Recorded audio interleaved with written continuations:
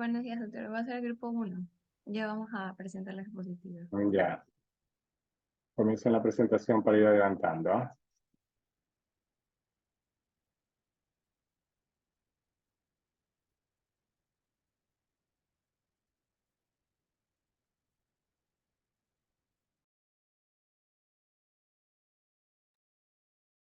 Recuérdense que no demoremos más allá de unos 45 minutos, por favor.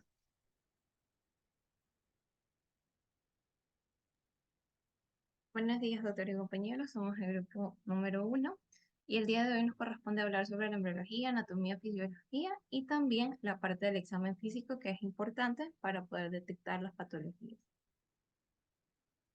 Entonces, antes de poder iniciar a hablar sobre la embriología, es importante abarcar sobre el tema de las generalidades. ¿A qué quiero llegar con esto? Es que el sistema urinario va a ser el primer sistema a desarrollarse, a diferencia después del sistema genital. Entonces, ¿cómo está compuesto el sistema urinario? Va a tener dos riñones ubicados en la región retroperitoneal y a su vez a los lados de la columna vertebral. De esto, el riñón va a estar constituido por una unidad funcional que vendría a ser la nefrona correspondiente. Y esta es la que nos va a permitir realizar la formación de la orina. Entonces, una vez ya formada la orina, esta orina va a pasar por ¿dónde? Por los cálices menores, mayores, pelvis y a su vez hasta llegar por los uréteres y descendiendo a la vejiga. Como sabemos, la vejiga va a tener esa capacidad de recolectar un volumen, ya sea de 400 o 500 ml. Posterior a esto, va a comenzar las distintas presiones, que eso va a realizar las contracciones, generando la expulsión de la misma. Y esto va a hacer que llegue a nivel del uretra. Entonces, recordando ese punto, ahora vamos a abarcar el tema del aparato genitourinario. Este aparato va a iniciar ¿en dónde? Va a iniciar específicamente en la cresta mesodérmica común o también denominada mesodérmica intermedia. De aquí se va a desglosar dos componentes, los cordones nefrogénicos, que vendría de ser un desarrollo a nivel cefalocaudal, iniciando por los pronefros, mesonefros y metanefros, ¿sí? Entonces, por ende, para que se forme el riñón, va a tener tres sistemas renales. A diferencia de las crestas gonadales, esta se va a dar ya básicamente por la diferenciación de los cromosomas, ya sea XY o XX, generando así el aparato reproductor femenino o masculino. Entonces, dentro de este aparato decimos que los respectivos pronefros, ¿cuándo se van a comenzar a desarrollar? Prácticamente sería en la cuarta semana. Seguido de esto decimos que los pronefros, dentro de las gráficas, podemos ver que en la parte superior tenemos los nefrotomas, los conductos nefríticos primarios, ¿sí? Cuando ya finaliza la cuarta semana, estaríamos dando preámbulos del metanefro. El metanefro se va asimismo a desarrollar y va a estar compuesto por el conducto mesonéfrico y a sus lados o en las partes laterales va a elongarse lo que vendría a ser los túbulos mesonéfricos. Estos túbulos, ¿qué es lo que van a hacer? Como vemos dentro de la gráfica B, decimos que estos túbulos van a tener una forma de S para tener esa facilidad de poder abarcar el ovillo capilar. Este ovillo capilar es proveniente de la aorta y esto es lo que va a generar la nefrona primaria o el glomérulo primario, ¿sí? Entonces, cabe mencionar, esta nefrona primaria, igual a sí mismo, se va a comenzar a degenerar, como pasó también en lo que sería en la parte del pronefro. Si podemos ver en la parte inferior o en la parte caudal del mesonefro, aquí vamos a tener dos estructuras importantes que van a dar la formación en sí del riñón específico. Entonces, ¿cuáles van a ser estos dos compuestos? Va a ser el blastema metanéfrico y la yema ureteral. En sí, ¿cuál va a ser la funcionalidad de cada una? Pues en el caso de blastemas metanéfrico, va a realizar el sistema excretor. Cuando hablamos del sistema excretor, estaríamos hablando la formación del glomérulo, la formación de los túbulos contuneados distales, proximales, y la respectiva nefrona sería, ¿no? Entonces, ¿cómo se va a dar esta formación? Iniciando en la parte de la yema ureteral, este en cambio va a ser el sistema colector, que serían los cálices mayores, menores, pelvis y uretra. Pero si vemos en la gráfica, tenemos el túbulo colector, ya que es este túbulo que está iniciando o proveniendo de la yema ureteral, ¿ya? Entonces, por un momento,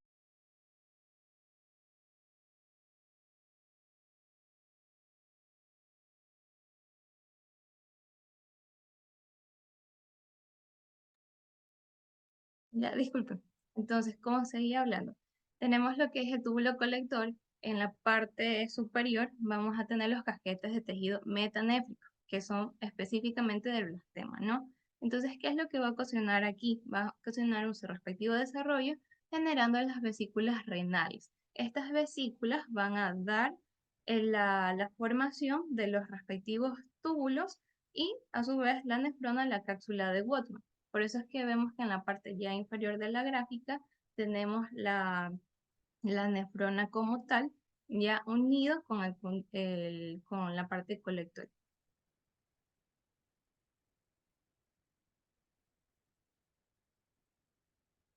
Bueno, entonces, para poder ya culminar con la exposición, decimos que en sí estos riñones, una vez ya desarrollados, va a comenzar a realizar su respectiva posición, ¿no? Entonces, al inicio, estos riñones se van a encontrar ubicados en la región pélvica y estas van a comenzar a ascender. Pero una vez que va ascendiendo, hay que tomar en consideración que las arterias que están conectando, bueno, las arterias o los vasos que están conectando a este nivel van a comenzar a degenerarse o a desaparecer. Pero sí puede existir la posibilidad que se esté manteniendo algunos. Una vez que estos riñones ya lleguen en la región correspondiente, pues estas ya se unen con las glándulas suprarrenales, que vendría a ser ya prácticamente en la 10ª semana, donde va a comenzar en sí la formación de la orina, ¿sí? Pero algunos autores decían que la orina en sí va a ser la parte funcional muy leve. A diferencia ya de la 12ª semana, es donde ya se estaría dando en concreto la funcionabilidad. Respecto a la vejiga y de la uretra, pues como recordamos en la imagen de acá, decimos que en la parte inferior estos conductos mesonéfricos a la final se termina conectando a una cloaca, ¿no? Esa cloaca va a comenzar su respectiva división. Es decir, vamos a tener un conducto anal, ¿sí? Y la parte del seno urogenital. Del seno urogenital, este va a estar constituido por por tres estructuras que vendría a ser la vesical, la pélvica y la fálica. La vesical, la misma palabra lo indica, es la vejiga, la pélvica y la fálica va a ser correspondiente de la uretra. Pero aquí debemos de mención que la uretra, en caso de las mujeres, se va a estar desarrollando al 100%, a diferencia del hombre, no lo va a hacer en total. Entonces solamente estaría haciendo el 2/3 de la formación de la uretra y el resto que queda vendría a ser específicamente del ectodermo. Gracias. Ya. Buenos días, voy a seguir con lo que sería la anatomía, anatomía y histología del riñón, uréter y vejiga. Ya sabemos que el riñón tiene una forma de habichuela o de haba, como se le dice comúnmente. Ya, como podemos ver en esta imagen con la flecha, eso es lo que es la cápsula renal, que esta va a estar adherida al riñón, que bueno, que dicen que en un riñón sano esta se puede, digamos, disecar, pero en un riñón enfermo esta se pega tanto que no se las puede separar. Se dice que aproximadamente mide 13 de longitud, 7 de ancho y unos 3 centímetros de espesor, que pesa entre 125 a 155 gramos y en la mujer pesa un poquito menos que en el hombre. Ya, este va a estar en dirección de lo que es el eje del psoas, que es el músculo, ya, y que es decir que el riñón no va a estar totalmente vertical, sino va a estar un poco inclinado. Va a tener dos bordes, dos caras, una anterior, una posterior, dos bordes, uno medial que es cóncavo y donde va a estar el hilo renal. Vamos a ver que entran y salen elementos vasculares y un borde exterior donde va a estar, que va a ser convexo y dos polos, uno superior y uno inferior, que en el superior podemos encontrar la glándula suprarrenal. Sí, un clic, por favor. Ya, ahí podemos ver el músculo psoas, otro clic, por favor. Ya.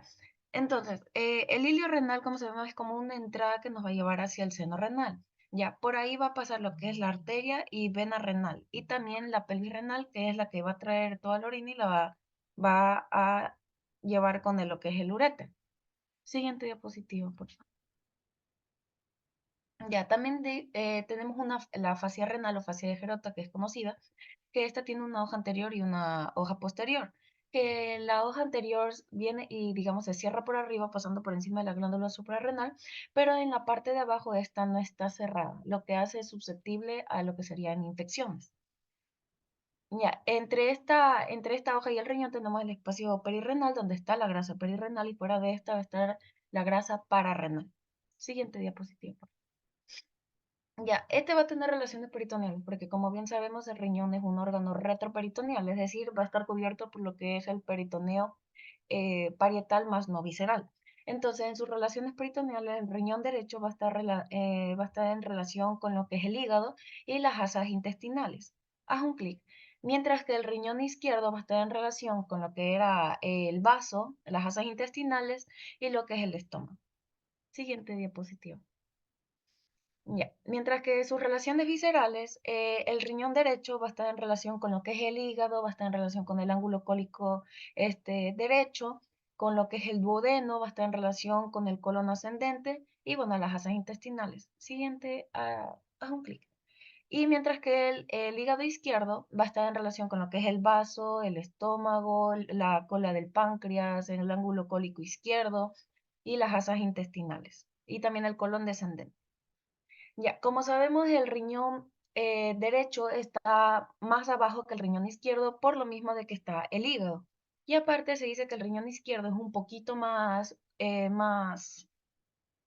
grueso, tiene más volumen que el riñón derecho, por lo que esto es del drenaje venoso, que lo voy a explicar más adelante.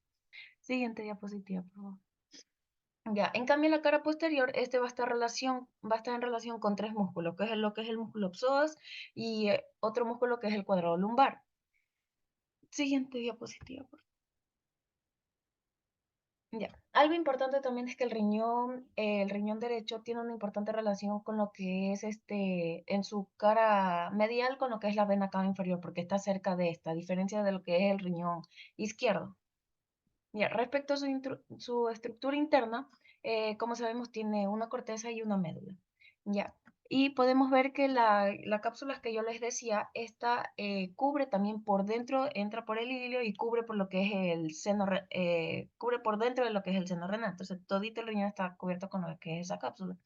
Entonces, tiene su corteza, que es la parte más clarita, y su médula, que es la parte más oscurita, que está compuesta por lo que son las pirámides renales, que hay de 10 a 2 aproximadamente, que estas tienen un rayo medular en su parte, digamos así como que su parte de arriba, y en su vértice va a tener su papila, que la papila tiene un área cribosa, que ahí es donde van a desembocar lo que son los túbulos colectores y se recoge la orina y van a ir por los cálices menores, cálices mayores, pelvis y bueno, todo ese recorrido.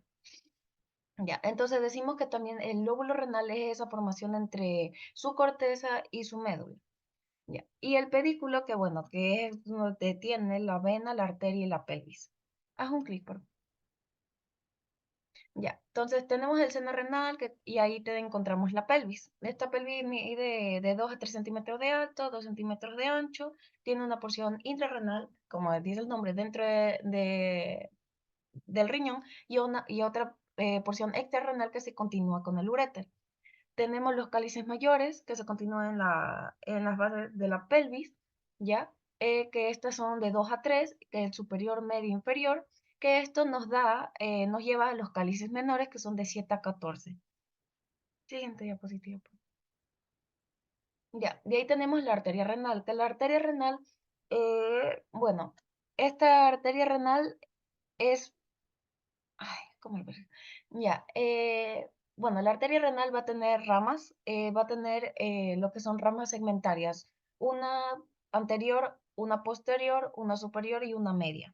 Y aparte también da una rama suprarrenal para lo que es la glándula suprarrenal, va a dar una uretérica y piélica que va a ser para la pelvis y el uréter, y una suprailiar para lo que es la cápsula. En la rama, bueno, cuando decíamos que se divide en ramas segmentarias, bueno, en la anterior se divide en lo que es superior y inferior, que estas a su vez se dividen en ramas interlobulares, de ahí se dividen en ramas, eh, arcuatas, interlobulillares y terminan en vaso recto. Siguiente diapositiva, por favor. Ya, aquí podemos ver lo que es la irrigación de las ramas segmentarias, que es la superior, la anterior que se divide en antero superior, antero inferior, la inferior y la posterior. Siguiente diapositiva, por favor. Ya, de ahí tenemos la vena renal, que la vena renal con el riñón izquierdo, yo les dije que, bueno, era importante su relación porque es más corta, ya está directamente va de lo que es la vena cava al riñón. Pero en cambio, en el izquierdo, este va a pasar por debajo de lo que es la mesentérica, ¿ya? Y recién ahí se une con lo que es el riñón izquierdo. Ahora, esta va a dar varias ramas. En lo que es la vena renal izquierda, va a dar una gonadal, va a dar una para la que es frénica inferior, aparte va a dar una suprarrenal y lumbares, a diferencia de la derecha que solo da sangre renal. Entonces, por eso dice que este se necesita digamos, el riñón trabaja más el izquierdo. Siguiente diapositiva, por favor. Ya respecto a su histología, como ya decíamos, tenemos una corteza y una médula. En la corteza vamos a tener en sí a todos los que son los glomérulos y ciertos túbulos como el proximal y el distal. Mientras que en la médula vamos a encontrar lo que son las asas de Henle, que como sabemos existen dos tipos de nefronas, las corticales y las yuxtamedulares. ¿Cuál es la diferencia? Que las corticales, la nefrona con su cápsula va a estar, o sea, en la corteza, no hay problema de eso, y solo una pequeña parte del asa entra en lo que es la médula. Pero en cambio, en las yuxtamedulares tenemos que el glomérulo y su cápsula va a estar muy cerquita ya, que sería ya entrando a la médula. Y toda su asa está en todo el espesor y en toda la profundidad de la médula. ¿Ya? Entonces tenemos los túbulos proximales, estos ¿qué va a ser importante aquí? La reabsorción. ¿Por qué? Porque tiene las células en cepillo. De ahí se sigue con las asas descendente y ascendente delgada, que bueno, este es un epitelio simple plano. Se sigue con el túbulo proximal ya a la asa de ascendente gruesa, que bueno, aquí ya cambia un poco el epitelio y se van haciendo más cúbicos o cilíndricas. De ahí tenemos lo que es los túbulos contorneados distales, que ya aquí es un epitelio cúbico. Y por último terminamos con los túbulos colectores, que tenemos células principales intercaladas, que las principales ayudaban en lo que era la reabsorción de sodio y agua, mientras que las intercaladas, estas nos ayudaban por lo que era la secreción de hidrógeno, hidrogeniones y reabsorción de bicarbonato. Siguiente diapositiva, por favor. Ya. Y también ahí bueno, en el túbulo contorneado distal, cuando llega una parte y pasa por el polo vascular del glomérulo, porque así se llama, por donde entra la arteriola aferente y sale la eferente, ya se tiene un tejido especializado que va a formar lo que es la mácula densa, que la mácula densa junto con las células yuxtaglomerulares y las células mesangiales extraglomerulares forman lo que es el aparato yuxtaglomerular. Ya, y que es importante aquí las células yuxtaglomerulares porque estas secretaban lo que era renina y ayudaban en lo que era la presión. Ya, de ahí teníamos también la barrera de filtración, que esta estaba formada por lo que eran los capilares, estaba formada por los podocitos, o una célula especializada, y las células mesangiales intraglomerulares que dan sostén. De ahí teníamos el espacio de Bowman y su cápsula, que bueno, aquí en el espacio de Bowman iba todo lo filtrado y ahí se comunicaba con el resto de túbulos. Siguiente diapositiva. Ya. Ahora, con respecto al uréter, si el riñón decíamos que era retroperitoneal, también es el uréter. Entonces, estos también asimismo van a estar cubiertos por el peritoneo parietal. Este se dice que mide de unos 25 a 30 centímetros, son tubos cilíndricos musculares que, bueno, su función va a ser transportar la orina desde la pelvis renal hasta la vejiga. Sí, y se dice que comienzan a nivel de L3. Ya. Tenemos cuatro porciones, por lo anterior, profe, que era la lumbar, ya que esta porción comienza en la unión uteropiélica o piel uteral y termina en el momento en que cruza los vasos ilíacos, ¿ya? De ahí tenemos ¿cómo se llama? La porción ilíaca, que esta, bueno, es importante, es una porción corta, a diferencia de la lumbar, que es de 11 centímetros, que esta tiene 4 centímetros y, bueno, se dice que pasa encima de los vasos ilíacos como uno primitiva, y medial tiene la columna, lateral tiene los vasos gonadales, que en el hombre serían los vasos espermáticos testicular y en la mujer serían los vasos ováricos. De ahí teníamos la porción pélvica, dale a la siguiente, por favor. Que bueno, aquí se complica un poquito dependiendo de si es hombre o mujer, que bueno, si es hombre, una vez que pasa la ilíaca, tiene relación con la ilíaca interna, se dirige hacia abajo, pasa por las fosas pararrectales y bueno, pasa por los cordones fibrosos o los ligamentos que sostienen la vejiga y aquí es cuando tiene relación con el conducto deferente, que esta es una relación importante de esta porción pélvica. Ya, después pasa por encima de las vesículas seminales y bueno, penetra en el espesor de la vejiga. Y en cambio en la mujer así mismo es ese trayecto, pero obviamente aquí cambia porque la mujer tiene el útero. Entonces, esta tiene relación con el borde posterior del ovario, va a tener relación con el ligamento uterosacro y también va a tener relación va a tener relación con el cuello del útero y también el techo del útero. Y una de las relaciones más importantes aquí es cuando es cruzada por las arterias uterinas, que hay que tener cuidado, por ejemplo, cuando hay una histerectomía.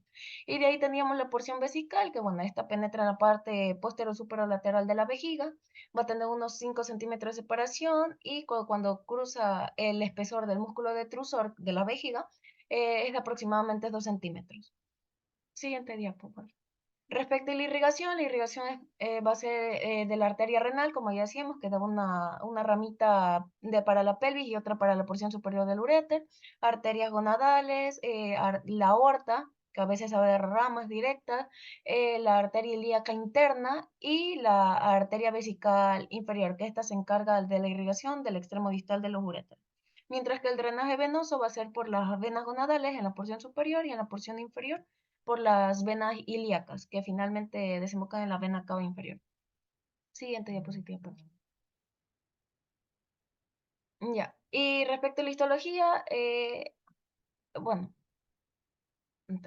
ya, respecto a la vejiga, bueno, pues sabemos que es un órgano pélvico que está dentro de la cavidad abdominal, que porque tiene el peritoneo parietal le pasa por encima y luego por atrás, excluyendo lo que es la vejiga de la cavidad abdominal.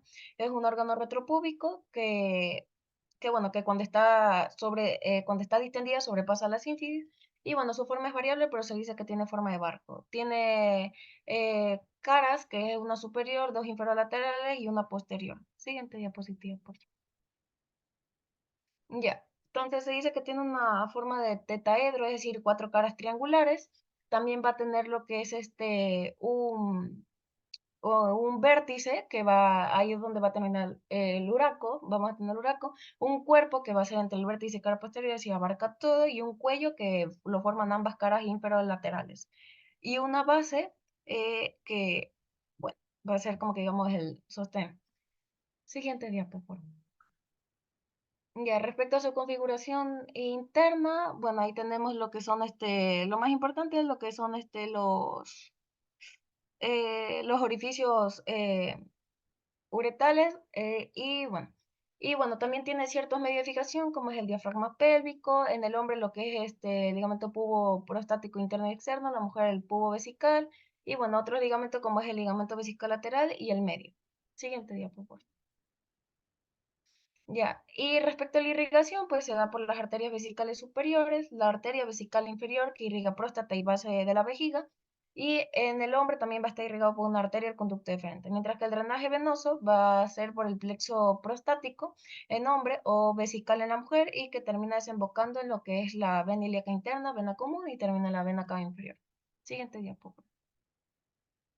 Y bueno, respecto a la histología, que es rápido, solo es una mucosa, una muscular, donde tenemos una longitudinal interna, una circular medial y una longitudinal externa, que ahí vamos a ver lo que va a ser también el principal músculo, que es el detrusor, que ayuda con la contracción y produce lo que es la micción. Y la serosa. Gracias. Bien, ahora vamos a hablar acerca de lo que es la fisiología renal. Continúa, por favor. Ya. Bien, para hablar de manera general de las funciones renales, tenemos que estas se van a encargar de una serie de funciones como es la regulación de los equilibrios hídricos y salinos, también de lo que es el volumen extracelular. También van a encargarse de lo que es la... Uy, ¿qué pasó? Un momento, fallas técnicas.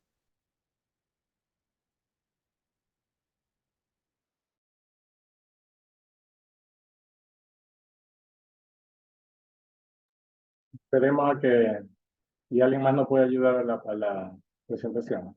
Sí, un momento, doctor, ya vamos a compartir nuevamente.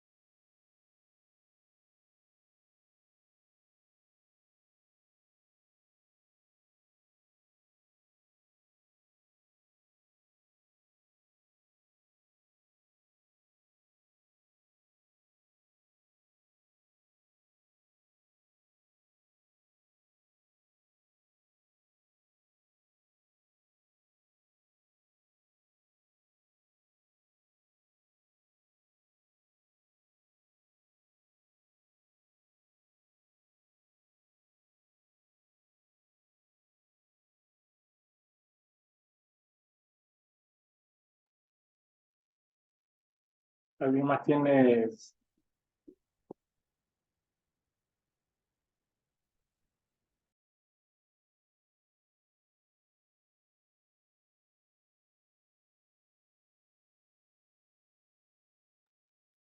¿No hay nadie más que pueda ayudar en la presentación? Allá, listo.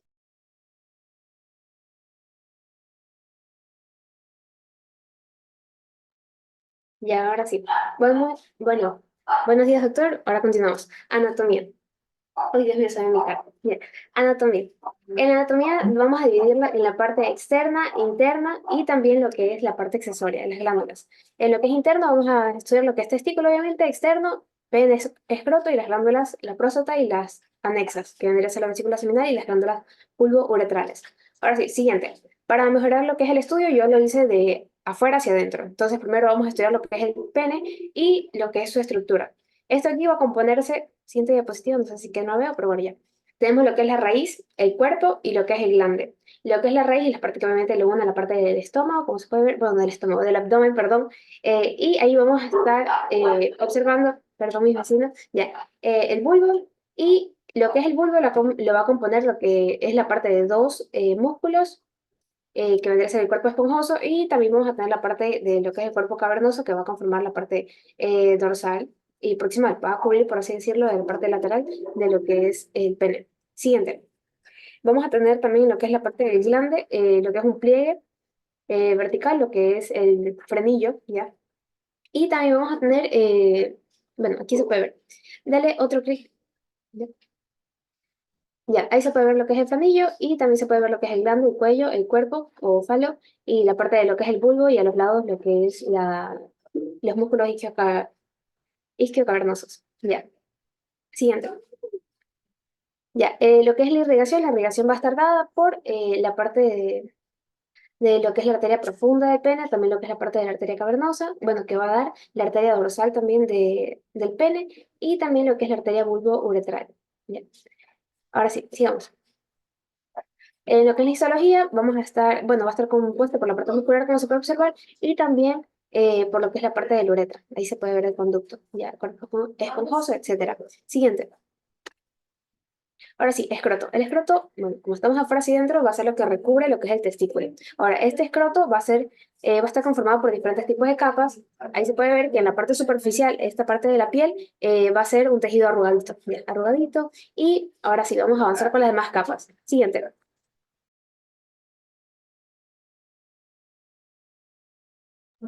Buenas, ahorita sí. Perdón, la bulla. Lo que es el escroto vamos a componer de interno hacia afuera. O sea, interno a externo vamos a tener lo que es la túnica albugínea. Ya, esta túnica va también a formar lo que son la parte de los tabiques del testículo, que ya lo vamos a ver más adelante, que va a separar lo que son los lobulillos. Y también vamos a tener lo que es la túnica vaginal, que va a ser la parte interna y externa. Lo que es la fascia cremastérica, con el músculo cremaster, perdón, ¿ya? Y lo que es la fascia espermática externa, después la fascia de Dartos, con el músculo de Dartos, y por último lo que es la piel, ¿ya? Listo, siguiente. Ahora sí, bueno, que el escroto recubre lo que son los testículos, y los testículos va a contener a su vez lo que es el epidídimo y los túbulos seminíferos, ¿ya? Ahora sí, esto va a ser su unidad funcional, por así decirlo. Ya. Porque los testículos de Quetzal va a conformar dos funciones, espermatogénesis y esteroidogénesis. Para eso, en lo que es la histología, tenemos las células de Leydig y las células de Sertoli. Leydig, testosterona y Sertoli, en la etapa embriogénica, pues, la antimülleriana. Listo. Siguiente.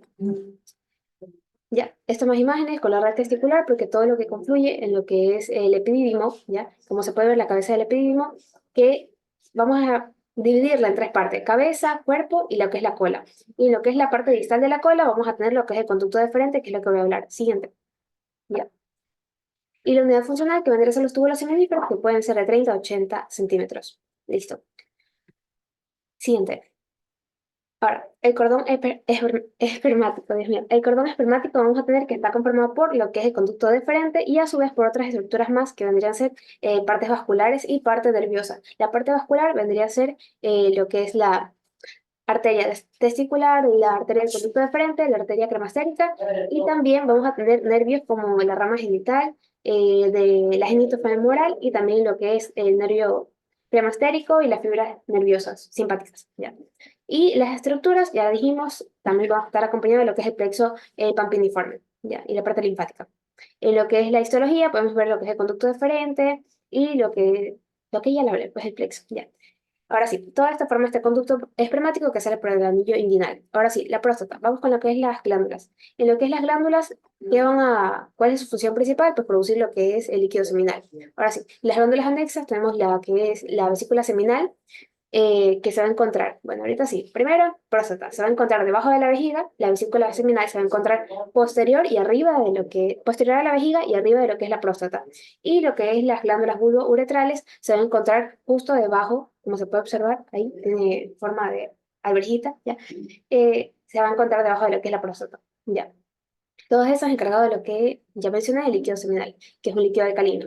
Ahora sí, la irrigación en su mayoría va a estar dada por lo que es la arteria vesical y también por la pudenda interna y la rectal media o hemorroidal. Ya.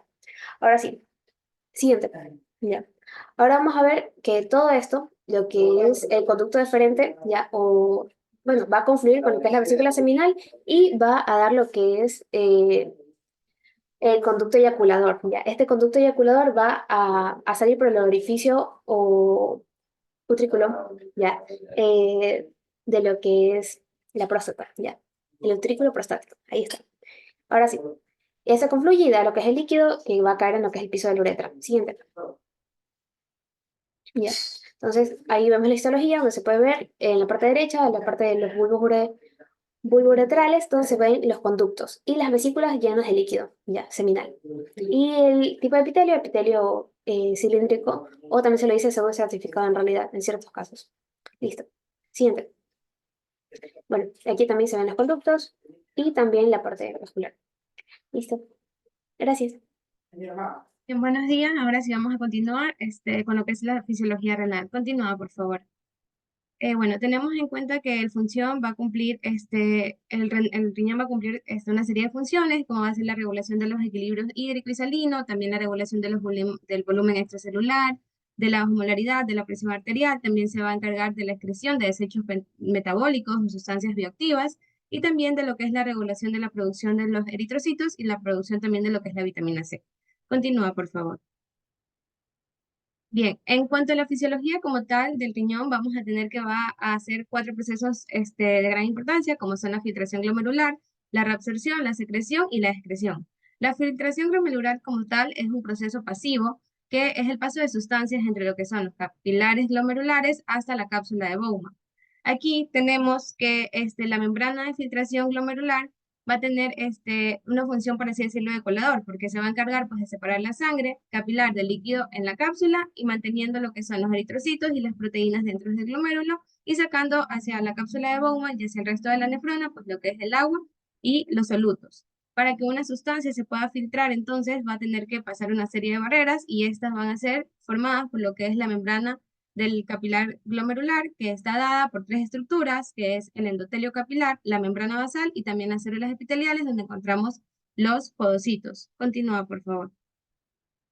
Bien, entonces, ahora hablando de lo que es la tasa de filtración glomerular, tenemos que este va a ser el resultado de un proceso de filtración que se denomina filtrado glomerular y es un proceso isosmótico respecto al plasma. Lo que se filtra va a depender de aquello que le va a llegar a los riñones y aquí tenemos que el flujo sanguíneo renal equivale a 1200 ml por minuto. De aquí también tenemos que el flujo plasmático renal, que se usa este término porque lo que se filtra pues es el plasma, no la proteína ni los cuerpos celulares, va a tener un valor de 125 ml por minuto. De este valor, la tasa de filtración pues va a corresponder al 20%, es decir, la tasa va a tener un valor de 125 ml por minuto o 180 litros al día. Una vez que se haga este proceso, también se va a dar lo que es la reabsorción tubular, que va a ser la transferencia de sustancias desde lo que es la luz tubular hacia los capilares peritubulares. Este va a ser un procedimiento efectivo que pues va a lograr que de estos 125 ml por minuto que se han filtrado, solo 124 se van a reabsorber y se van a excretar lo que es 1 ml por minuto. Continúa, por favor. Ya. En cuanto a la fisiología de los ureteres, aquí tenemos que pues se ha demostrado que el uréter tiene ondas peristálticas, a través de las cuales esta vía va a transportar de manera activa lo que es la orina producida desde las papilas renales hasta la vejiga. De esta manera, estos ureteres y esta vía pues van a tener en sí una función que es la de conducir la orina formada gracias a este peristaltismo ureteral. Pero ¿cómo es que se puede cumplir esta función? Bueno, lo hace a partir de una propiedad llamada visceroelástica que permite que esta vía se extienda y pueda adaptarse a las modificaciones de volumen urinario en relación con la diuresis. De esta manera, pues el estímulo principal para que se generen estas ondas peristálticas va a ser la diuresis como tal. Ahí existen 3 capas en los ureteres, que es el epitelio interno, la muscular y la serosa, de estas cuales la muscular es la que va a tener la mayor importancia porque aquí encontramos lo que son las células musculares lisas que nos van a ayudar a que se dé este proceso de peristaltismo ureteral. Ya, ahora, ¿cuáles son las características del peristaltismo ureteral? Vamos a tener 2. Primero, lo que es la amplitud y luego también lo que es la frecuencia. La amplitud va a ser de las ondas peristálticas, aumenta de arriba hacia abajo. Es decir, en la pelvis renal tenemos 5 centímetros de agua, mientras que el tercio inferior va a tener de 25 a 30 centímetros de agua. Es decir, va aumentando de arriba a la medida que va bajando.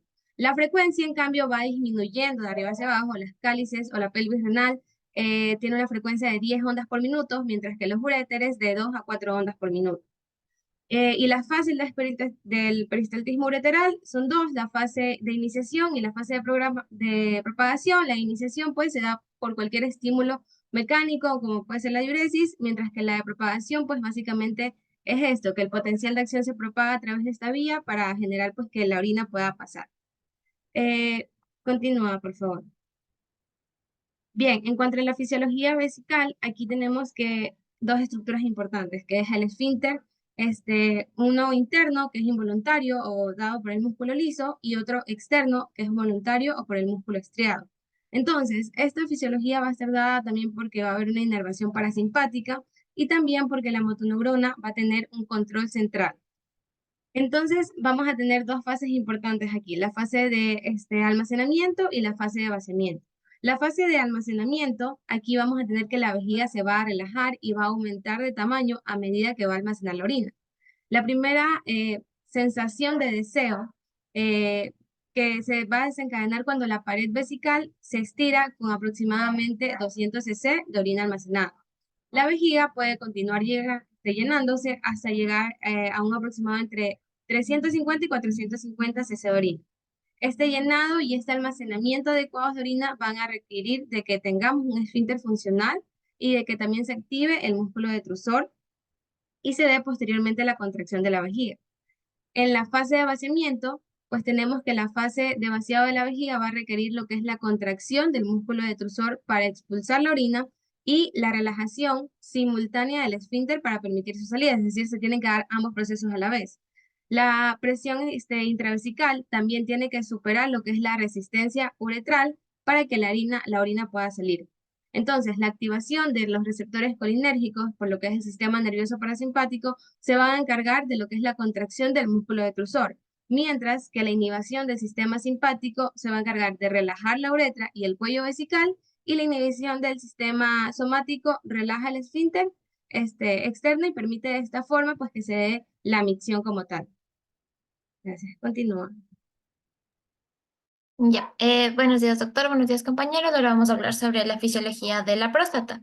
En sí, ¿cuál es la función de esta? Va a ser secretar el líquido prostático y poder aportar nutrientes y proteger a los espermatozoides mientras estos viajan por el tracto reproductivo femenino. Esta producción de líquido prostático está regulada por hormonas, especialmente ¿por cuál? Por la testosterona. Esta hormona es producida específicamente en los testículos y esta va a estimular el crecimiento y la actividad de las células prostáticas, lo que a su vez aumenta pues esta producción de líquido prostático. También es importante recalcar que la próstata, como habían explicado mis compañeras, tiene músculos que estos son lisos. ¿Qué hacen estos? Pues se contraen durante la eyaculación para expulsar el líquido prostático hacia la uretra y a la vez mezclarlo con los espermatozoides que provienen de los testículos, con los fluidos de otras glándulas sexuales y así se forma pues el semen. Siguiente diapositiva, por favor. Además de esta función de producción de semen, también la próstata va a tener un papel importante en lo que es el control del flujo urinario. Estos músculos, como ya lo mencioné antes, ayudan a controlar este paso al contraerse o al relajarse y también estos, porque estos se encuentran alrededor de la uretra durante pues, la micción. Siguiente diapositiva, por favor. Ya, en sí, la salud de la próstata va a ser fundamental para el bienestar de los hombres y también hay que considerar que cualquier cambio en su fisiología, como un crecimiento benigno, un desarrollo de enfermedades como un carcinoma, puede afectar a la función sexual y a su vez a afectar a la función urinaria.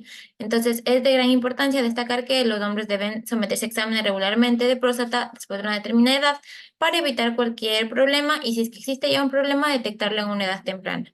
Siguiente diapositiva, por favor. En cuanto a la fisiología del aparato reproductor masculino, bueno, este está influenciado por diversas hormonas, incluida por la testosterona y también por otras estructuras anatómicas que ya lo habían explicado también. ¿Y cuál es su función? Es la adecuada, el adecuado funcionamiento para que se produzca una buena fertilidad y también una buena salud sexual masculina. Primero tenemos a los testículos, que estos van a estar encargados específicamente de la espermatogénesis, y en estos podemos encontrar también a las células de Leydig, que se van a encontrar en los espacios intersticiales de los túbulos seminíferos, entonces estos van a ser los responsables de producir la testosterona. Tenemos otra estructura como los epidídimos, que es donde los espermatozoides que están producidos en los túbulos seminíferos maduran y se almacenan hasta que por fin son eyaculados. Los conductos deferentes van a ser los que transporten a los espermatozoides durante la eyaculación. Las vesículas seminales, la próstata y las glándulas bulboureterales son glándulas que van a llamarse glándulas accesorias y estas van a contribuir en sí a la formación del semen. Además, las vesículas seminales van a producir un líquido rico en fructosa, que es la sustancia que proporciona energía a los espermatozoides. La próstata va a secretar este líquido alcalino que habíamos mencionado anteriormente y esta alcalinización, podríamos decir, ayuda a neutralizar la acidez que existe en la vagina y esto prolonga la vida de los espermatozoides. Las glándulas uretrales secretan un líquido mucoso que lubrica el uretra antes de la eyaculación y el pene está directamente relacionado con la excitación sexual y con la erección en sí. Em, ya. En cuanto a la fisiología del aparato reproductor femenino, este va a ser un sistema igual complejo que se va a encargar de permitir la fertilización, el embarazo y el parto y también regular el ciclo menstrual y mantener la salud reproductiva de la mujer. En este encontramos a los ovarios, que son glándulas que en sí van a encargarse de la ovulación mediante sus hormonas sexuales, las trompas de falopio, que tienen como principal función capturar al óvulo que ha sido liberado durante la ovulación y transportarlo al útero para que sea fecundado y en el útero pues es donde se implanta, se crece el óvulo también después de ser fertilizado y en el caso de que no se haga pues se descama el endometrio y se produce este ciclo menstrual de la mujer. La vagina va a ser el canal por donde se da el paso para el flujo menstrual y a la vez para que permite pues la relación sexual y el nacimiento. En ciclo menstrual, como les había dicho, este es un proceso de cada 28 días que se presenta en las mujeres, donde se descama el endometrio al no haberse fecundado el óvulo. Esto está igual regulado por hormonas como la hormona luteinizante, la folículo estimulante y otra. También tenemos, siguiente diapositiva, por favor. Tenemos gestágenos y estrógenos que también intervienen en esta. Y en sí, de aquí se debe considerar tres glándulas importantes que son la hipófisis, el hipotálamo y los ovarios, que estas van a enviar una sustancia química que transmite las hormonas gonadotrópicas para que se produzca correctamente los diferentes tipos de procesos funcionales de la mujer, como es el crecimiento de las mamas, no se modifica la voz, pero sí la va afinando, y también la distribución de grasa pues, que se da en la mujer a lo largo de su vida. Siguiente diapositiva. Ya. Buenos días, finalmente hablaremos sobre lo que son pues la semiología o estos síntomas de trastornos del aparato genitourinario. Entonces tendremos pues que la revisión de cualquier paciente pues los antecedentes tendrán una importancia fundamental, entonces esto será cierto que pues tendrá una importancia y sobre todo más en la urología. Entonces tendremos estas manifestaciones sistémicas que pues debe buscarse síntomas de fiebre y pérdida de peso. Por lo tanto, esta presencia de fiebre puede ser relacionada con otros síntomas de infecciones de lo que es las vías urinarias o esta puede ser útil también para poder evaluar un sitio de la infección. Tendremos aquí que la cistitis aguda simple es en esencia una enfermedad febril, mientras que por otro lado tenemos la pielonefritis aguda o la pues prostatitis que suele causar ciertas temperaturas elevadas hasta 40 grados centígrados o a menudo suele ser acompañada con estos escalofríos violentos. Tendremos que también estos lactantes y niños, pues lo que padezcan esta pielonefritis aguda, suelen presentar también temperaturas elevadas sin otros síntomas o a su vez pues sin signos localizados. Por otra parte también un antecedente de ataques de fiebre sin explicación suele ocurrir durante años que pueden presentar pues esta pielonefritis asintomática y también pues en otras ocasiones tendremos por ejemplo lo que es en el carcinoma renal en el cual pues se causa una fiebre que alcanza los 39 grados centígrados o incluso más. A su vez también podemos decir que la ausencia de fiebre no pues va a descartar en absoluto lo que es la infección renal, sino por lo tanto aquí tendremos lo que es la pielonefritis crónica que no pues por regla no causa fiebre. La siguiente por favor. Además, también hablaremos sobre lo que es dolor local y referido. Aquí tendremos dos tipos de dolor, el cual tiene sus orígenes en los órganos genitourinarios, tanto local como referido. El último será el más común. Entonces, tendremos que el dolor local se percibe en el órgano afectado o cerca de él, mientras que el referido, pues, se origina en un órgano enfermo que se siente, pues, a cierta distancia de ese órgano. Tendremos primero el dolor renal, que se siente como sordo y constante en la fosa lumbar y apenas lateral al músculo espinal y debajo de la costilla dorsal. Tendremos también a lo que es el dolor uretral, que esta estimulación pues suele deberse debido a una obstrucción aguda, que puede ser tanto por el paso de un cálculo o un coágulo sanguíneo, y también en este caso existirá este dolor dorsal debido a una distensión de la cápsula renal, que suele ser combinado con un dolor cólico. Tendremos también el dolor lo que es al dolor vesical, que se produce ya que la vejiga pues distendida en exceso del paciente, lo que hace es debido a una retención aguda de orina, lo que causará es este dolor excruciante en la zona suprapúbica. La causa más común de este dolor vesical será la infección, es por lo tanto que este dolor no se siente sobre la vejiga, sino que es referido a la uretra distal y también se relacionará con la micción. El dolor prostático, pues que no es común que se presente dolor directo en la próstata, pero en ocasiones cuando esta próstata se encuentra muy inflamada, el paciente puede sentir una vaga incomodidad o a su vez una plenitud en el área perineal o en la recta. En el dolor testicular, puede ser debido a un traumatismo, infección o torsión del cordón espermático, que suele ser muy fuerte y se siente en el mismo lugar. Sin embargo, esta incomodidad puede irradiarse un poco a lo largo del cordón espermático. Y finalmente el dolor epididimario, que pues tanto por la infección aguda del epidídimo será la única enfermedad dolorosa de ese órgano y será mucho más común. El dolor empezará en lo que es el escroto y así tendrá cierto grado de reacción inflamatoria, pues lo que también afectará al testículo adyacente. La siguiente. Tendremos también ciertos síntomas gastrointestinales de enfermedades urológicas. Aquí pues encontraremos lo que es las causas del mimetismo, el que tendremos 3. Los reflejos renointestinales, relaciones entre órganos, irritación peritoneal. Los reflejos renointestinales pues serán responsables de la mayor parte de la confusión y surgen debido a inervaciones autónomas y sensitivas comunes de los dos sistemas. Las relaciones de los órganos, dicho por tanto relaciones tanto de riñón derecho como izquierdo, por lo tanto estas inflamaciones o tumores que se encuentran en el retroperitoneo pueden extenderse a estos órganos intraperitoneales o a su vez desplazarse hacia ellos. Y finalmente la irritación peritoneal, pues que estas superficies anteriores de los riñones se encuentran cubiertas por peritoneo, por lo tanto esta inflamación renal causará cierta irritación peritoneal. También tendremos que hablar sobre síntomas relacionados con la micción, que encontraremos lo que es la poliacuria, nicturia y tenesmo vesical, ya que la capacidad normal de la vejiga es de casi 400.000, la poliacuria puede ser causada por una orina residual y por lo tanto reduce esta capacidad funcional del órgano. Tendremos que la nicturia suele ser un síntoma de neuropatía que se encuentra relacionada con una reducción del parénquima renal, sin embargo en ciertas funciones pues esta tendrá la pérdida del poder de concentración. Y finalmente la disuria, que este es el dolor que solo se encuentra presente con la micción, pero este desaparece poco después de que se ha completado la misma. Dentro de lo que es la enuresis, en sentido estricto, hasta lo que representa será el hecho de mojar la cama por la noche. Por otro lado, también tendremos síntomas de obstrucción vesical, en el cual encontramos la disuria inicial, pérdida de la fuerza y disminución del calibre del chorro, goteo terminal, tenesmo vesical, retención urinaria tanto aguda como crónica, interrupción del flujo urinario, sensación de orina residual y por último también cistitis. También cabe mencionar que, la siguiente por favor, que también tendremos otras manifestaciones que se deben tener como objetivo. Aquí tendremos la secreción urethral, que esta es una de las quejas urológicas mucho más comunes. Tendremos también lo que son ciertas lesiones de la piel, aquí encontramos pues esas verrugas venéreas, ulceración del glande, etc. Tendremos también masas visibles o palpables, edema, eyaculación hemorrágica y finalmente una ginecomastia. La siguiente, por favor. Y tendremos también ciertas molestias relacionadas con lo que es pues los problemas sexuales que tendremos tanto en hombres como mujeres. Sin embargo, la importancia en los hombres es que estos no suelen quejarse de sus trastornos sexuales, ya sea a menudo porque se encuentran avergonzados por esta pérdida de potencia sexual, entonces no pueden admitirla ni siquiera ante un doctor. Y tendremos también que los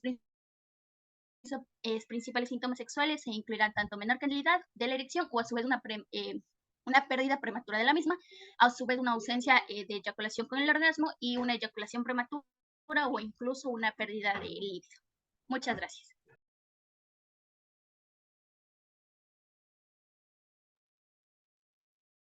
Terminamos, ¿no? Ya miren, son 8:29, 8:40 nos reunimos nuevamente para 8:45 para poder hacer la exposición mía. ¿Ah? ¿Sí? Listo, 8:45 en punto empezamos. Ya, listo, doctor.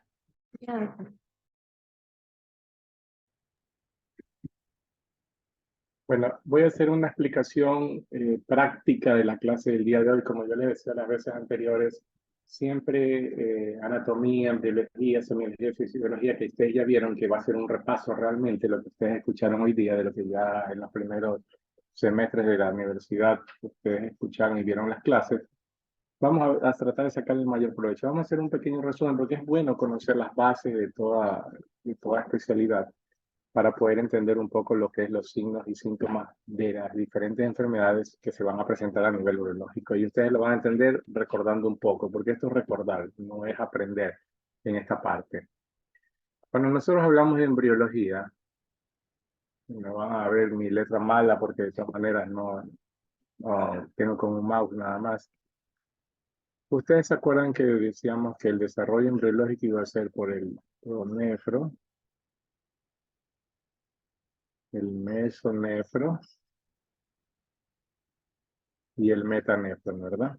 Si hacemos un dibujo de un embrión, más o menos tiene esta estructura, más dorsal, inicialmente tiene un desarrollo pronéfrico,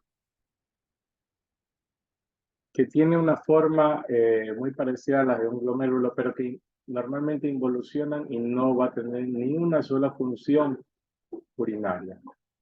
Posteriormente el mesonefro comienza a formarse, los acúmulos celulares, y también hay la conformación de un conducto llamado conducto mesonéfrico, que es el que va a terminar generalmente acá abajo a nivel de la cloaca. Este sí tiene cierta funcionabilidad de formación de orina, pero también así mismo involuciona, y generalmente lo que nos queda como memoria es el conducto mesonéfrico que está individualizado aquí.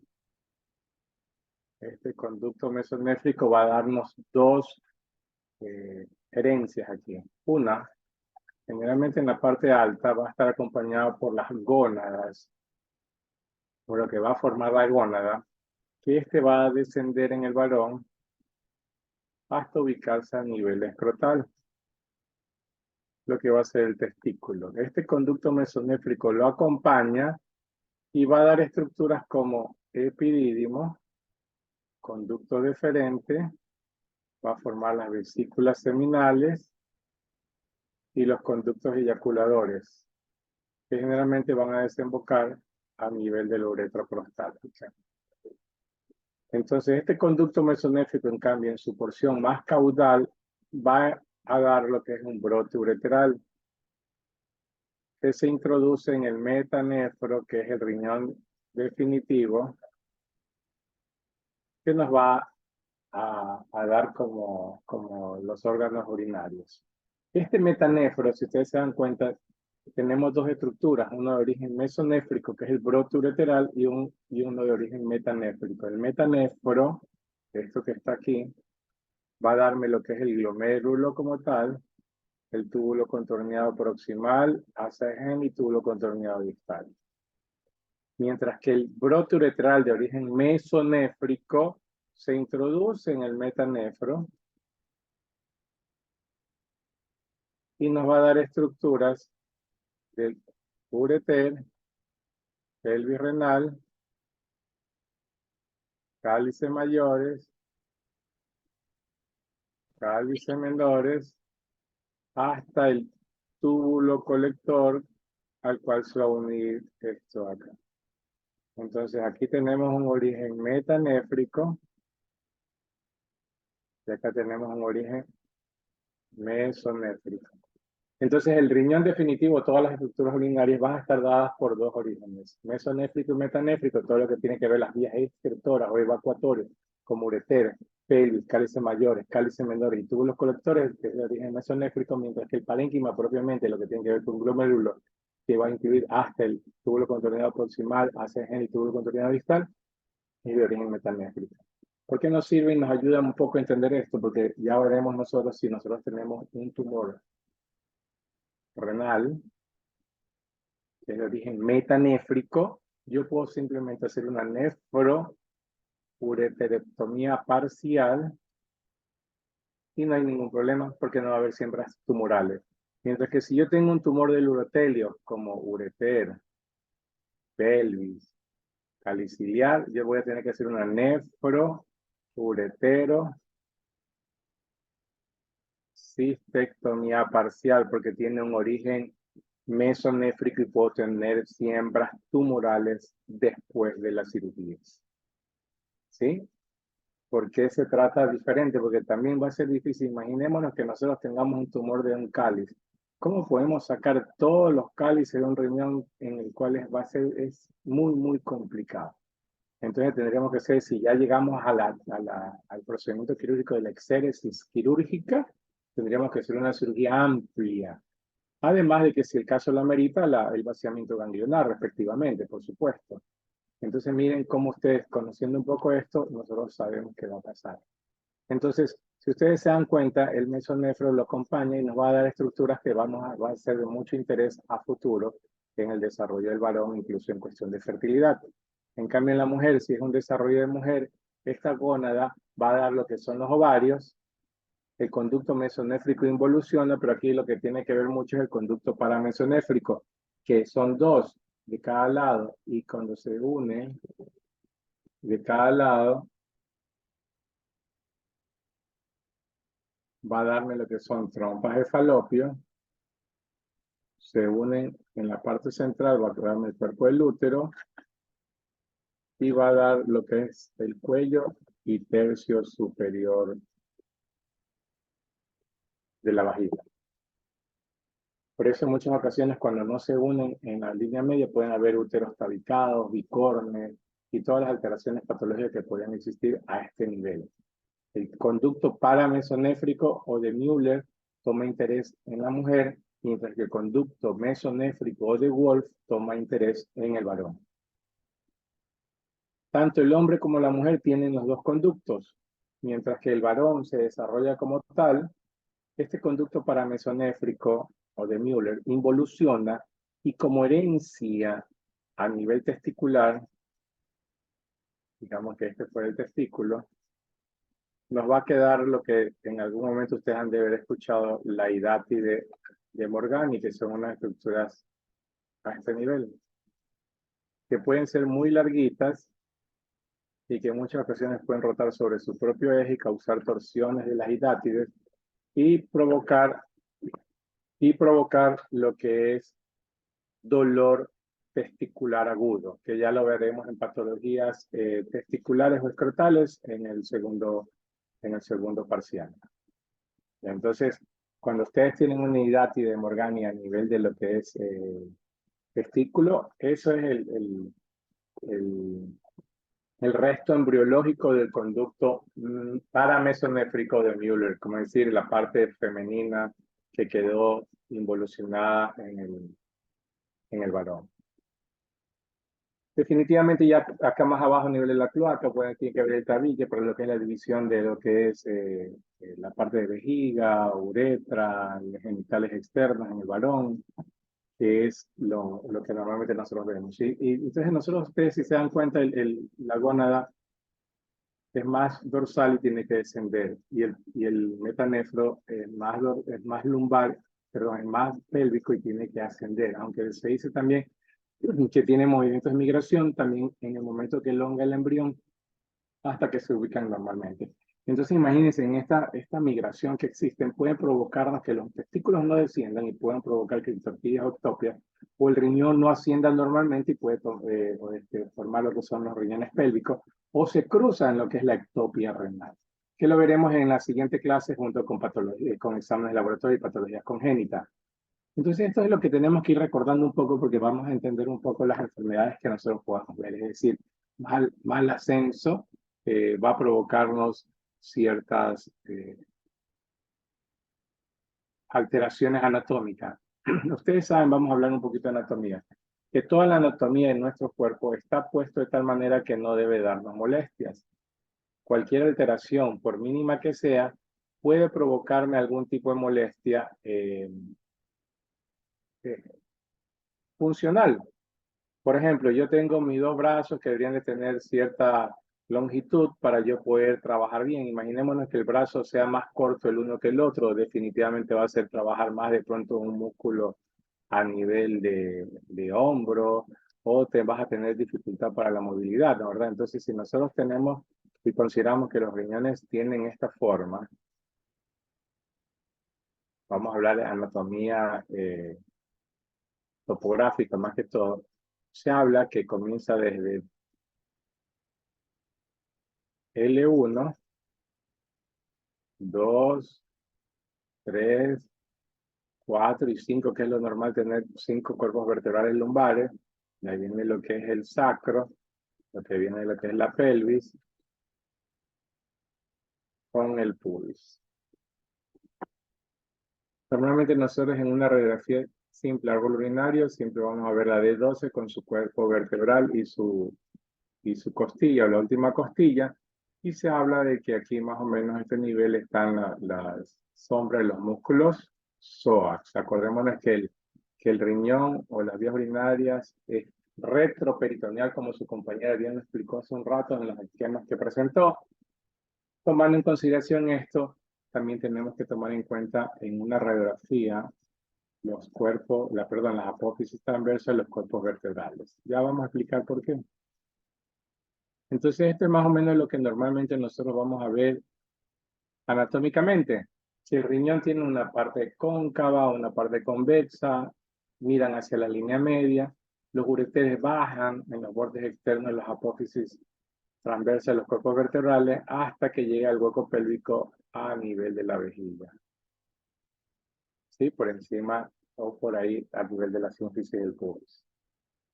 Esto es normal. Entonces, para que sea normal, yo siempre les digo a los pacientes, imaginémonos que el riñón fuera mi brazo así, mi mano fuera el riñón con los cálices. Pero si ya esta mano que está aquí así, que es normal, que yo la puedo tener y no me molesta, y yo hago a esto, siento molestia en cierta parte. O si lo hago para acá, también siento molestia en el nivel de la muñeca.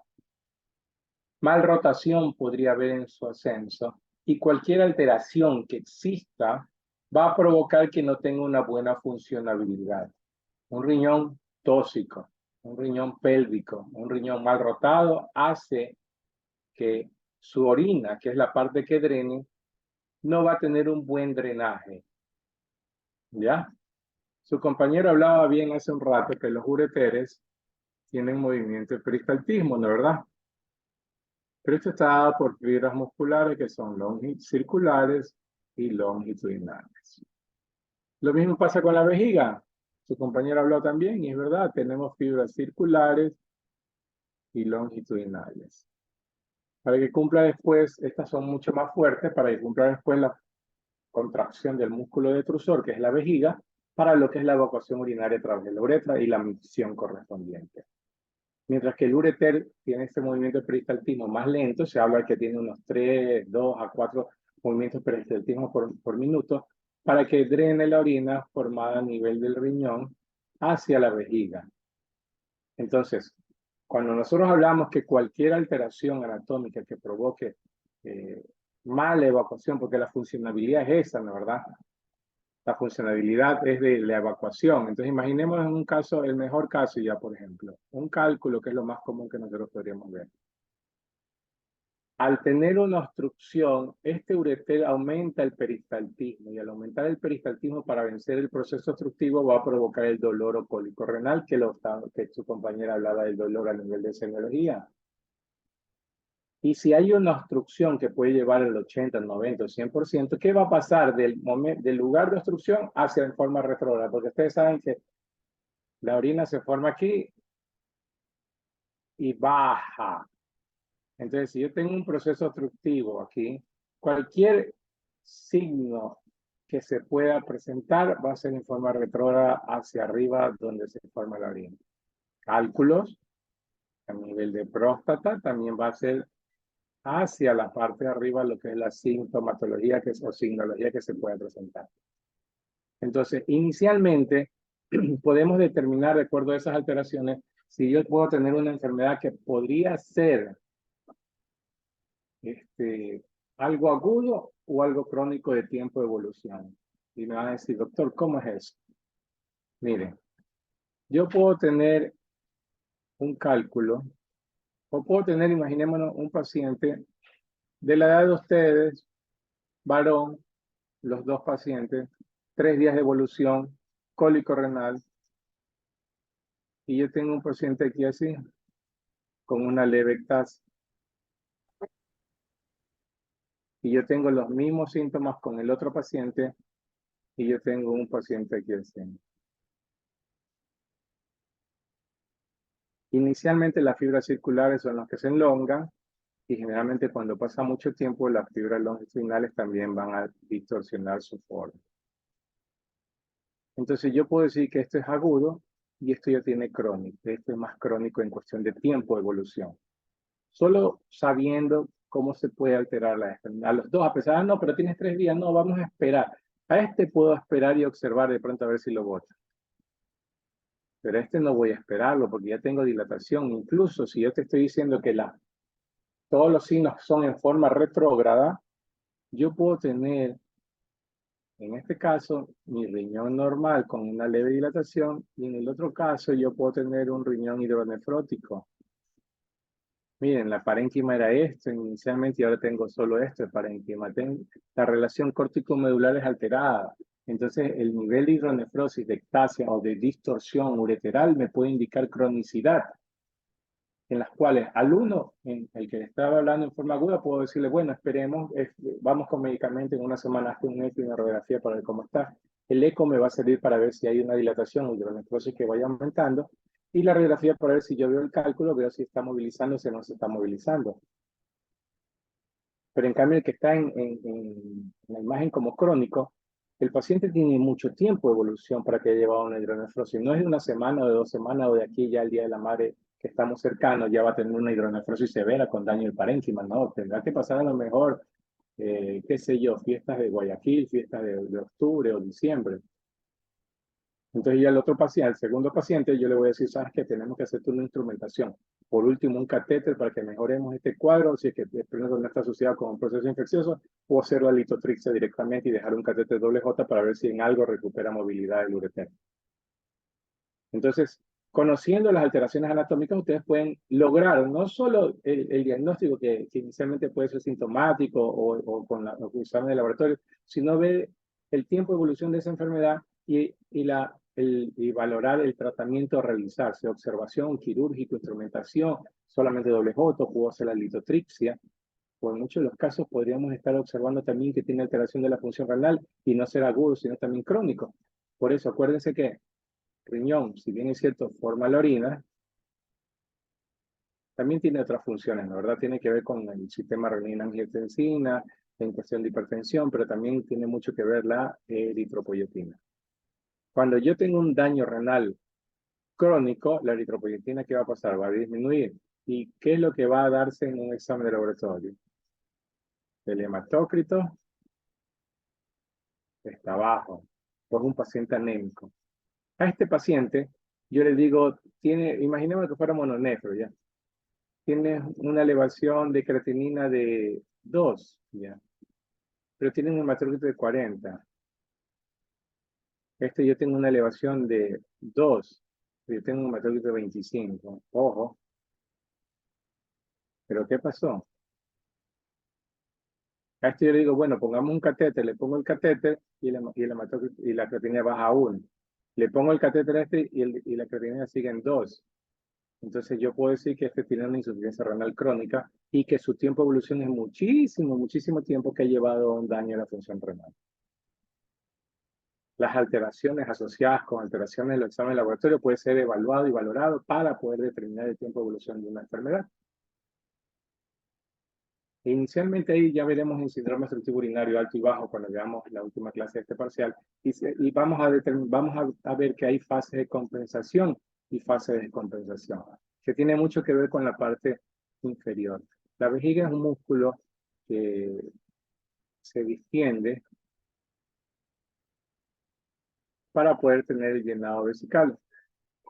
Retener la orina y en el momento del deseo de la micción podemos evacuarla. Acordémonos que aquí va a actuar el parasimpático y el simpático. El simpático lo que va a provocar es que contraiga el esfínter, que son dos, el esfínter interno involuntario y el esfínter externo voluntario. Se contraen los esfínteres, comienza a llenarse la vejiga, y en el momento que se tenga el deseo de la micción, el parasimpático es el que actúa, hacemos movimientos de maniobra valsal, es decir, aumentamos la presión abdominal. Ustedes hagan un ejemplo ahorita como que si tuvieran deseo miccional, no es que la orina sale solito, ustedes tienen que apretar un poco los músculos rectos abdominales o los músculos abdominales para que ejerza cierta presión abdominal, presione sobre la vejiga y comience a la relajación de los esfínteres y a la contracción del músculo detrusor hasta que haya la evacuación urinaria. Esto es la parte de la fisiología. Hemos hablado de la fisiología renal, algo de la fisiología del ureter de movimiento, de la fisiología vesical. Entonces, cuando yo tengo un proceso obstructivo, por ejemplo, el de la próstata, la vejiga trata de suplir esa obstrucción haciendo más fuerza. ¿Cómo hace más fuerza? Contrayéndose un poco más. Y todo músculo que haga fuerza, es como que si ustedes fueran a hacer ejercicios todos los días, lo que va a hacer es que el músculo se hipertrofie. ¿Ya? Es decir, paredes vesicales que son finas inicialmente, cuando vemos procesos obstructivos crónicos, estas paredes se engrosan a nivel de la vejiga y se habla de engrosamiento de la pared vesical. Retención o residuos urinarios importantes son signos secundarios ecográficos que podríamos determinar en procesos obstructivos crónicos. Doctor, orino bien, hazte un eco, pero se te está quedando como 200 centímetros de orina. Tienes una pared de vesícula engrosada, tú no estás orinando bien. De pronto se puede haber acostumbrado el paciente, pero no está orinando bien. ¿Ya? Y estas fibras longitudinales y circulares se hipertrofian, es decir, se hacen gruesas y comienzan a tener ciertas formas en las cuales podríamos determinar vejigas en columnas y celdas. En el último de los tiempos ya veremos, pueden formar divertículos, la formación de cálculos, retención urinaria, hasta el globo y ya no puedo orinar. Y como hay una obstrucción baja y puedo yo tener en forma retrograda, puedo estar asociado incluso a hidronefrosis. Y si paso mucho tiempo, puedo estar provocando daño en el riñón, alterando la eritropoyetina y asociándose a anemias o bajas de hematócrito. Por eso puede ser que le llegue un paciente de 70 años obstruido, con dilatación o ectasia, con algún tipo de hidronefrosis, ya hay alteración de la relación córtico-medular. Ustedes dicen, bueno, será agudo o crónico. A ver, hasta el hematócrito tienes 40 y el otro tiene 28. No hay por mala alimentación, ni tampoco por pérdida de sangre o patología hematológica. Yo digo, bueno, pongámosle una sonda. La creatinina se me normaliza en uno, pero la creatinina no se me normaliza en el otro. Yo le puedo decir, ¿sabes qué? Yo puedo operarlo, le puedo disobstruir, porque el problema es ese. Viene que en el eco de control ya no está la hidronefrosis. Pero la creatinina sigue siendo alta y está anémico. Yo lo opero para que pueda misionar normalmente, pero es un paciente que va a necesitar ya verse con el nefrólogo debido a su insuficiencia renal crónica provocada por una buena evaluación por parte de los familiares con el especialista para solucionar el problema con muchísimo tiempo de antelación. En muchos de los casos, los familiares dicen, doctor, él orina bastante, sino que ya no sé si es la edad, se orina en todos lados, tengo que ponerle pañales porque si no se orina en la silla donde está sentado, la cama, tengo que poner plástico y cosas por el estilo. Cuando lo que está teniendo es una orina por rebosamiento. En muchos de los casos uno se adapta y uno dice, bueno, sí, ya me levanto 2, 3 veces, pero doctor, no tengo problema. Lo normal es no levantarse. Lo normal no es orinar a cada rato. Pero la costumbre hace que de pronto piense que está normal, que está haciendo mención normal. Por eso, sabiendo las alteraciones que se pueden presentar por los procesos obstructivos o por ciertas enfermedades, yo puedo determinar si el paciente me está diciendo la verdad o no. Doctor, orino perfecto. Me trae un eco, residuo de 120, pared vesical engrosada. Entonces yo le digo, pero usted no está orinando bien porque ya tengo signos de compensación de un proceso. Usted está teniendo problemas para orinar, de pronto no le sale la orina rápido, tiene leve retraso, el chorro ya no es fuerte. No, sí, doctor, pero... Sí, doctor, para evitar eso, muchos de los pacientes me dicen, doctor, ya mejor voy y orino sentado nada más. Para no ensuciar el borde del baño, para no inyección en chorro, inyección bífida, ni nada de esas cosas. Entonces miren que ustedes conociendo los diferentes signos y síntomas que se pueden presentar y también las secuelas que pueden provocarse en las alteraciones anatómicas por algún tipo de enfermedad, pueden determinar el tiempo de evolución, pueden hacer un diagnóstico, pueden ustedes decir, sí, puedo esperar, puedo tomar medicina, no puedo tomar medicina, o ya tengo que hacer un procedimiento quirúrgico. ¿Ya? Entonces, ¿qué tan importante es todo esto? Y ya que por último, nosotros tendríamos que ver lo que es los signos y síntomas, porque ya hemos hablado ahorita de anatomía, hemos intercalado parte de lo que es fisiología. Bueno, lo otro que también tendríamos que hablar en un momento dado, que ustedes acuérdense que el testículo es un órgano, que tiene doble función, ¿no? ¿Verdad? Tiene una función exócrina, que es la formación de espermatozoides, y una formación endocrina, que es la formación de testosterona.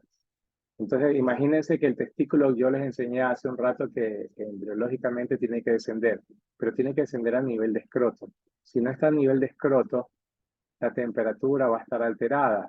Ellos tienen una temperatura ideal para tener la formación de espermatozoides y no tener problemas de fertilidad. Si yo tengo una criptorquía, no descendió bien, la temperatura va acercada más al cuerpo y va a estar aumentada y puedo tener trastornos, incluso atrofia testicular, que lleven a un problema de fertilidad. Entonces, cuán importante los que vayan a hacer pediatría de evaluar esa parte y hablar con los familiares. ¿Por qué? Porque de pronto sí hay teorías que sí se puede esperar hasta los 2 años a ver si hay descenso del mismo a su lugar normal. Pero ya pasado este tiempo es mejor tratar de descenderlo para que tenga la mejor función a futuro, que es la función de la espermatogénesis. La formación de hormona, claro, porque si se atrofian los testículos no voy a tener un buen desarrollo en el niño, entonces voy a tener que tener suplementos hormonales en un futuro. Entonces también tenemos que ir evaluando esa parte. La sintomatología va a ser muy variada, muy variada, muy variada en el sentido de el cuadro clínico puede ver de dolor. Ustedes saben que la historia clínica es lo más importante. Yo les voy a pasar ahorita, bueno, la sintomatología puede ser síntomas generales como fiebre, escalofrío, astenia, molestia, dolor de cabeza, sí, pero también pueden ser esos síntomas pueden ser presentados en muchas enfermedades. Un dengue, un COVID puede tener este tipo de problemas. Entonces ustedes están de rescatar qué es lo que está pasando. Miren, dos ejemplos que yo siempre les doy ahora último. En época de COVID me vino un paciente, doctor, tengo dolor lumbar, que es los riñones, que tengo una infección de no sé cuánto, porque me ha dado fiebre, escalofrío, dolor lumbar, fiebre, escalofrío, molestia. Señor, usted se ha hecho para el problema de COVID, pero no tengo tos, doctor, pero se ha hecho el examen de COVID. No, hágase el examen de COVID. Se hizo y positivo. Es decir, síntomas que pueden ser reflejados. Usted dice, me duele el pecho, y uno dice el corazón y me duele el cardiólogo. Y de repente es una neuritis.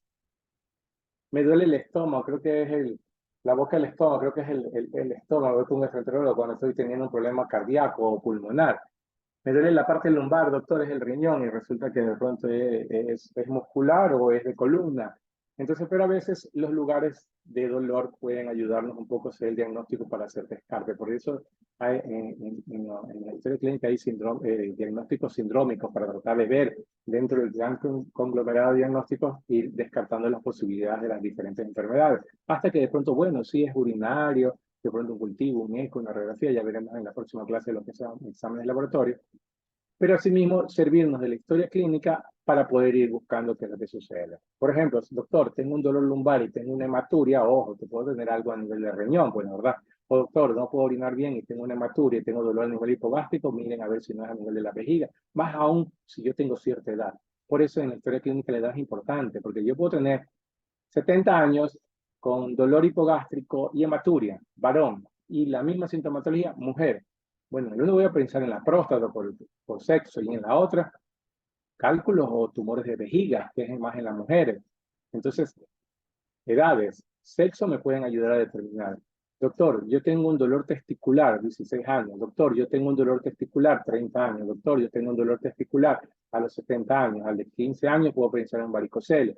A los 30 años una orquitis, un quiste. Al de los 70 años, algún proceso infeccioso de vías urinarias que me haya llevado a provocar algo mejor una orquiepididimitis. ¿Ya? Entonces yo puedo, miren cómo en la historia clínica la edad, el sexo a veces es importante porque me puede ayudar un poco al diagnóstico.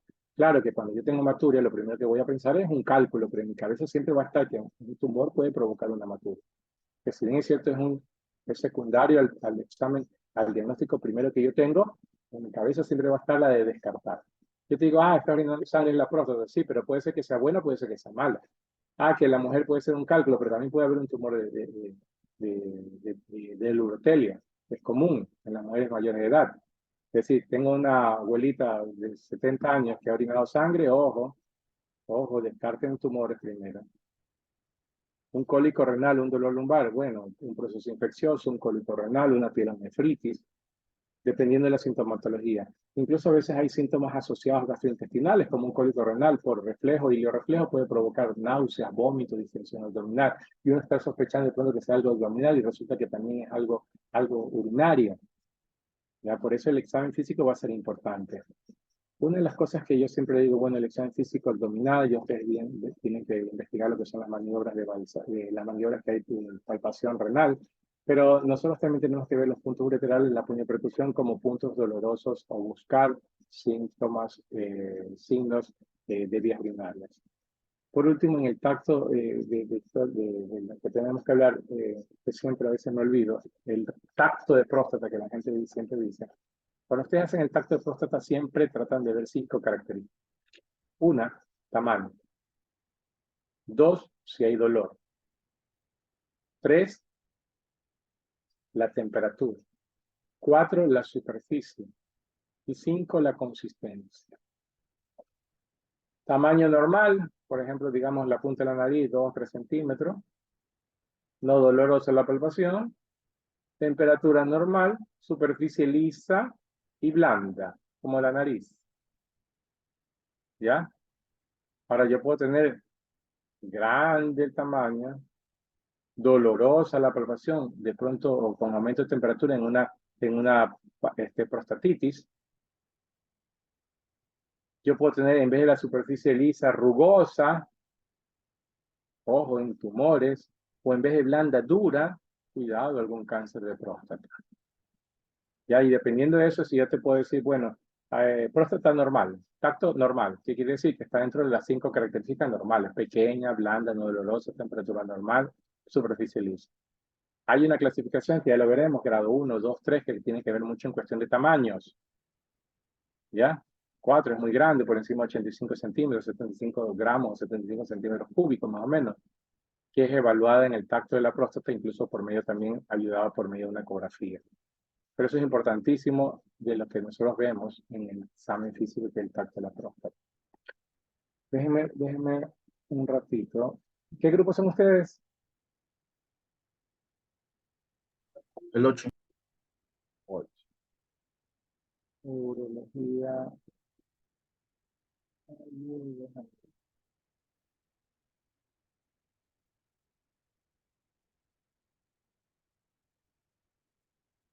P7, P8. Les llegó un video. Sí, doctor. Sí, doctor. Ya, déjame ver si lo puedo ver aquí. Ya, vayan viéndolo.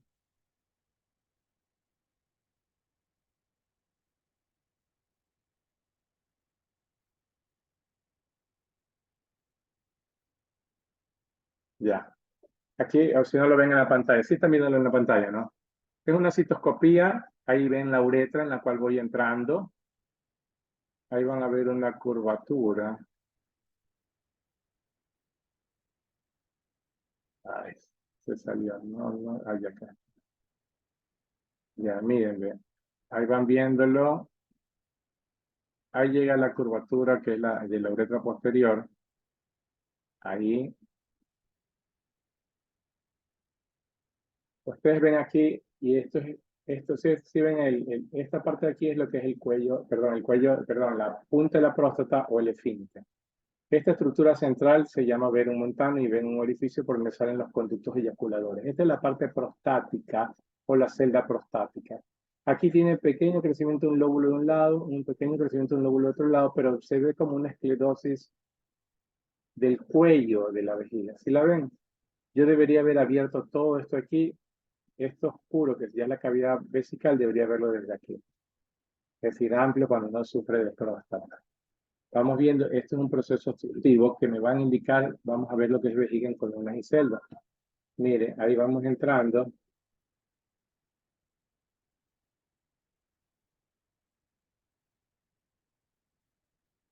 Esfínter es esto de acá. Uretra prostática es esto de acá. Miren lo que es la vejiga, miren lo que es la trabeculación de las vejigas aquí. Y ven cómo se nota que hay como un enmayado. Esa es una burbuja de aire que se puede entrar en el momento de la citoscopía. Miren cómo se encuentra la vejiga.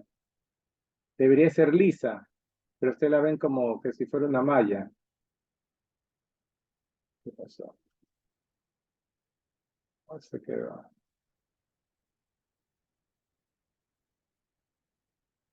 ¿No se bajó más o se está bajando?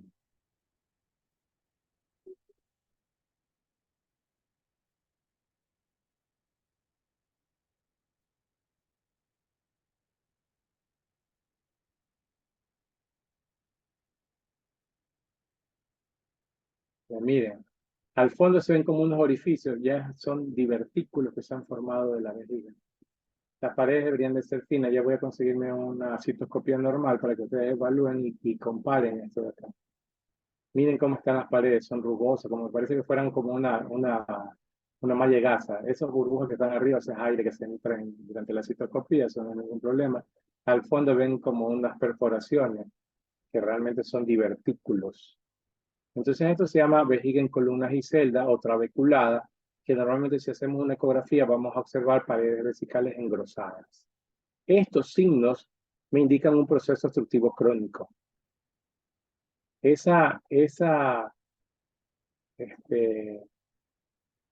esclerosis de cuello es quirúrgica. ¿Ya? Es quirúrgica la esclerosis de cuello y que necesitamos hacer es una resección de cuello vesical. Mira, aquí en este nivel más o menos están los meatos ureterales, estábamos abajo. No se evalúa muy bien porque como se ve trabeculación, pero este es el trígono de la vejiga.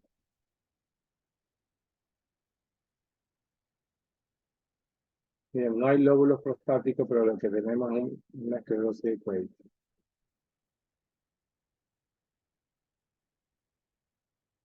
Bueno, chicos, ¿alguna pregunta? ¿Ah?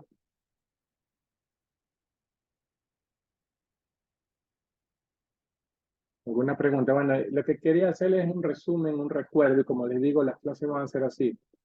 Ustedes tienen el tema que se va a exponer, ustedes tienen que leer, sus compañeros van a hablar, prácticamente una teoría, pero yo voy a sacar el provecho clínico a lo que se va a exponer. No voy a repetir lo que ustedes están hablando, sino más bien sacarle el jugo de los conocimientos para poder aplicar la parte clínica. Yo creo que si ustedes entienden bien, mira, ¿por qué se dilató? Y sabemos bien la anatomía, o por qué está alterado si tengo un riñón que aparentemente está en su ubicación normal, pero está mal rotado. Ahí embriológicamente tuvo una mal rotación y me está trayendo trastornos de evacuación. Y el trastorno de evacuación a largo plazo ya me está trayendo trastornos anatómicos, dilatación, ectasis, necrosis, que pueden llevar a alteración de la fisiología y darme signos o síntomas secundarios que yo puedo determinar si es algo agudo o algo crónico. ¿Ya? Entonces, esa es la parte interesante e importante. Como yo les decía al principio de la clase, creo la inicial, el desarrollo en este momento no es un desarrollo de pensamiento o de memoria, sino más bien un desarrollo del pensamiento crítico. ¿Por qué? ¿Qué pasó? ¿Por qué se produjo esto? ¿Por qué a ellos sí y por qué a este no? ¿Por qué en el mismo cuadro clínico de los pacientes que son muy similares, en este sí veo esta sintomatología y en este no? ¿Por qué a este le pido otro examen? ¿Por qué a este le voy a pedir? Ya veremos laboratorio y va a ser interesante también. ¿Por qué a este lo tengo que ingresar y este no? ¿Por qué este tengo que meterlo a cirugía? Este no. ¿Por qué este lo meto a terapia intensiva y este no? Entonces ustedes van a ir viendo y determinando esto y aprendiendo durante este ciclo o semestre en lo que es urología. Si no tenemos ninguna pregunta, chicos, nos vemos la próxima semana, creo que con 2 temas. ¿La verdad? Nos Sí, vamos a ver. doctor. Eso sí me gustaría de pronto y vemos. Si de pronto lo hacemos presencial un poquito más tarde para poder avanzar todos los dos temas como debe ser. Si no hay ningún inconveniente, nos vemos la próxima semana. ¿Ah? Doctor, muchas gracias. Sí, este fin de semana, como ya tengo tiempo, voy a subir en la plataforma las clases y ahí poco a poco les diré hasta cuándo van a entregar los trabajos que les hablamos la vez pasada. ¿Ah? Que les voy a dar oportunidad para que sea un poquito más tiempo. ¿Sí? Ya, pues entonces nos vemos la siguiente semana. Hasta luego. Gracias, doctor.